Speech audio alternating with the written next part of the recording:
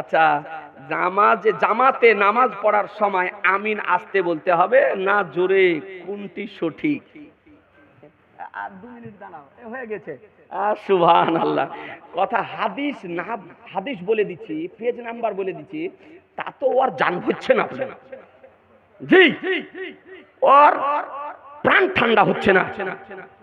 তারপরে জিজ্ঞাসা করছে সহিহ হাদিস না জয়ীফ হাদিস, অথচ ও জানে না, ওর বাপও জানে না সহিহ হাদিস কাকে বলে আর জয়ীফ হাদিস কাকে বলে। শোনা কথা।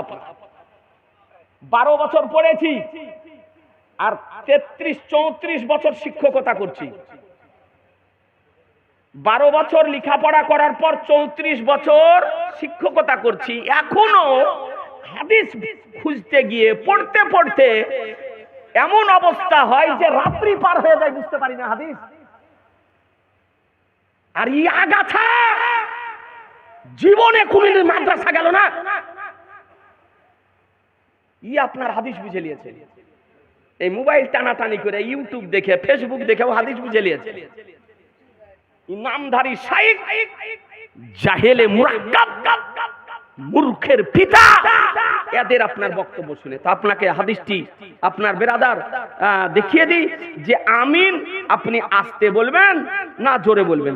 এটা শরীয়তের একাধিক হাদিস শরীফ আছে। একটা হাদিস শোনায়, একটা বিষয়ের উপরে আলোচনা করলে 2 ঘন্টা লাগবে। নাভির নিচে হাত বাঁধা সম্পর্কে আলোচনা করলে 2 ঘন্টা লাগবে। রফাইয়াদের সম্পর্কে আলোচনা করলে 2 ঘন্টা লাগবে। ইমামের পিছনে কিরাত করা সম্পর্কে আলোচনা করলে 2 ঘন্টা লাগবে। বুঝতে পারলেন? আমিন বলা সম্পর্কে আলোচনা করতে একটা আপনাকে হাদিস না। যদি কোনোদিন কেউ যদি এরকম যদি হয়তো ডাকিয়ে কার ভাড়ে কতটা তেল আছে আপনার বুঝাবুঝি হবে। আর নাহলে কেউ যদি এখনই থাকে তাকে নিয়ে আসেন, এখনই হয়ে যাক। আমি জানি যে সুন্নি জামাতের ওলামাদের মোকাবেলা করার ক্ষমতা আজও ওয়াহাবিদের নাই, ভবিষ্যতেও হবে না। এরা আপনার নতুন নাজদি ওয়াহাবিদের ট্যাবলেট খাওয়া ওয়াহাবি বেরিয়েছে আপনার। একটা হাদিস শরীফ শুনেন। আন আলকামাতা ইবনে ওয়াইল আন আবি আন্না নবী সাল্লাল্লাহু আলাইহি সাল্লাম তারা গায়রিল মাগদুবি আলাইহিম ওয়ালাদ-দাল্লিন ফাকালা আমিন ওয়া খাফাদা বিহি সাওতাহু। সুবহানাল্লাহ। যে এই হাদিসই কানাদের চোখে পড়ে না,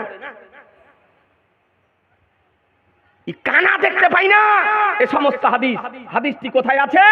তিরমিজি শরীফ, লেবানন বাইরুতের প্রিন্ট, পেজ নাম্বার 298, হাদিস নাম্বার 246। তিরমিজি শরীফ, ভারতের প্রিন্ট, প্রথম খণ্ড, পেজ নাম্বার 34। নাসাই শরীফ, লেবানন বাইরুতের প্রিন্ট, আপনার পেজ নাম্বার 316, হাদিস নাম্বার 925, 926, 927, 928, 929। নাসাই শরীফ, ভারতের প্রিন্ট, প্রথম খণ্ড, 147 পৃষ্ঠা। ব্রাদারান ইসলাম, হাদিস শরীফ শোনেন। আলকামা ইবনে ওয়াইল রাদিয়াল্লাহু তাআলা আনহু নিজ পিতা হতে হাদিস শরীফ বর্ণনা করেন যে নবী সাল্লাল্লাহু তাআলা আলাইহি সাল্লাম গায়রিল মাগদুবি আলাইহিম ওয়ালাদ-দাল্লিন পাঠ করলেন এবং বললেন আমিন, এবং আওয়াজকে নিম্ন স্বরে, কথা বুঝতে পারলেন? আস্তে। নবী আমার আমিন বললেন আস্তে, জোরে নয়। এ বেরাদারান ইসলাম, আপনাদেরকে বলতে চাই এ সম্পর্কে একাধিক হাদিস শরীফ আছে। হানাফি মাযহাবের আলোকে আস্তে আমিন বলা হলো নবীর সুন্নাত, ফেরেশতাদের সুন্নাত। মনে থাকবে? তাহলে হাদিসের আলোকে প্রমাণিত হলো আমিন আস্তে বলতে হবে না জোরে? আস্তে না জোরে? আস্তে। আমিন এরকম বলা কোনো হাদিসে নেই, জোর করে বলে। হাদিস এসছে জাহারা, হাদিস এসছে শব্দ জাহারা শব্দ, অর্থাৎ প্রকাশ্য ভাবে। একটা হাদিস এসছে জাহারা, তার মানে উচ্চ স্বরে বলছে কেমন? আমিন। আর আমরা বলি আমিন, নিজেই বলবো নিজেই শুনবো। কিন্তু আমিন পার্শ্বে যদি হার্টের অসুখ থাকে তো আর আপনার অসুবিধা হয়ে যাবে। কা করে আপনার ছাদে বাজছে গো, এরকম করে জোরে আমিন বলা পৃথিবীর কোনো হাদিসে নাই। এটা হলো ওয়াহাবিদের চিহ্ন। এটা কাদের চিহ্ন? ওয়াহাবিদের চিহ্ন। দুই বন্ধু ছিল, একজনের নাম হচ্ছে আমিন আর একজনের নাম মামুন। তো যার নাম আপনার মামুন, ও মাঝে মধ্যে আপনার নামাজ পড়তে যায়, প্রতিদিনই যায়। তো ওই মাউন সূরাটা পড়ে, তো মাঝে মধ্যে মাউন বলে। আর এই যার নাম আমিনু আপনার যায় না। তোর বন্ধু এসে বলছে, হ্যাঁ রে, তোকে প্রতিদিন ডাকে তাও তুই যাস না, আমাকে মাঝে মধ্যে ডাকে তাই আমি যাই। বলে তাই নাকি? বলে হ্যাঁ। বলে চল।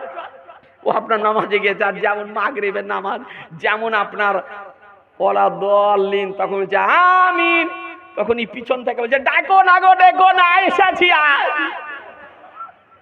বলছে ডেকো না, আজ এসেছি। এই হচ্ছে ওদের নামাজ। আপনাদেরকে বলবো, এই ওয়াহাবিদের ভণ্ডামি থেকে বিরত থাকুন, দূরে থাকুন। সুন্নি হানাফি মাযহাবের উপরে পাহাড়ের মতো স্থির থাকুন। বলুন ইনশাআল্লাহ, জোরে বলুন ইনশাআল্লাহ। এ বেরাদারাল ইসলাম, আর একটাতে কি লেখা আছে গো? ঈদগাহর জমিতে এবং মাদ্রাসা হবে কিনা? জি না, ঈদগাহ বা মসজিদের জায়গাতে আপনার স্থায়ীভাবে মাদ্রাসা করতে পাওয়া যাবে না। মসজিদের জায়গাতে মাদ্রাসা হবে না, মাদ্রাসার জায়গাতে মসজিদ হবে না, ঈদগাহার জায়গাতে আপনার মসজিদ হবে না, আপনার ঈদগাহার জায়গাতে মাদ্রাসা হবে না। যার জন্য ওয়াকফ করেছে সেই খাতেই সেই জমি ব্যবহার করতে হবে। তবে যদি ঈদগাহ তৈরি করে দিয়ে ভাড়া যদি দেয়, যদি দেখা গেল যে অচল হয়ে পড়ে আছে, জায়গা কাজে লাগে না, ঈদগাহর উন্নতিকল্পের জায়গা লাগানোর চাইতে ভাড়া যদি কাজ করে, খেতি না করে, গাছ না করে, তো আপনার ভাড়াতে যদি ঘর করে যদি দেয়, তবে সেটা দেওয়া জায়েজ হবে। কিন্তু যদি ঈদগাহ যদি হয়, সেখানে নামাজ যদি হয়, তবে সেই ঈদগাহতে মাদ্রাসা করাও আপনার জায়েজ হবে না। তবে পুরাতন ঈদগাহ যদি হয়, অচল যদি হয়ে যায়, তো সেটা ঈদগাহর উন্নতি কল্পে আপনি উন্নয়নের জন্য ব্যবহার করবেন। আর ঈদগাহ কমিটি সেখানে যদি বিল্ডিং করে দিয়ে ভাড়া যদি নেয়, হয়তো 500 টাকা কি 1000 টাকা আপনি ঈদগাহকে দিলেন, আর সেখানে মাদ্রাসা যদি চালান, তবে সেটা আপনি চালাতে পাবেন। ব্রাদারাল ইসলাম, এটাই হলো সঠিক মসলা। ব্রাদার, মসলা হলো যে যার জন্য দান করেছে সেই খাতেই সেটাকে ব্যবহার করতে হবে।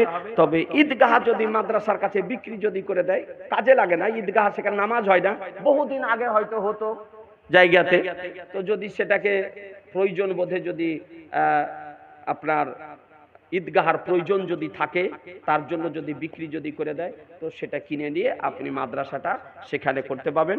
তবে মসজিদ সংলগ্ন জায়গাতে মক্তব তৈরি করে বাচ্চাদেরকে পড়ানো নিঃসন্দেহে জায়েজ, তাতে কোনো অসুবিধা নেই।